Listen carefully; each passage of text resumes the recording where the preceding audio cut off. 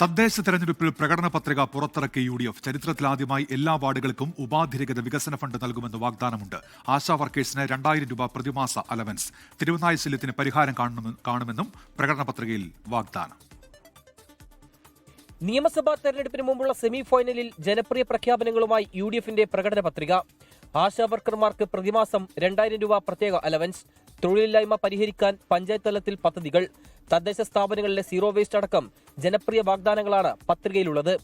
വീടില്ലാത്തവർക്ക് പ്രത്യേക താമസ സൗകര്യം ഒരുക്കുമെന്നും വീട് നിർമ്മിക്കുന്നതുവരെ വാടകയ്ക്ക് വീടൊരുക്കുമെന്നും പത്രികയിൽ പറയുന്നു. സ്ത്രീകളെയും യുവാക്കളെയും ലക്ഷ്യമിട്ടാണ് വാഗ്ദാനങ്ങൾ. തെരുവുനായ ശല്യത്തിനെതിരെ പദ്ധതികൾ. വന്യജീവി ആക്രമണങ്ങളിൽ നിന്ന് സുരക്ഷ ഉറപ്പാക്കാൻ പ്രത്യേക സ്ക്വാഡ്. ദാരിദ്ര്യ നിർമ്മാർജ്ജനത്തിനായി ആശ്രയ 2 നവീകരിച്ച് നടപ്പിലാക്കും തുടങ്ങിയവയാണ് ശ്രദ്ധേയ പ്രഖ്യാപനങ്ങൾ.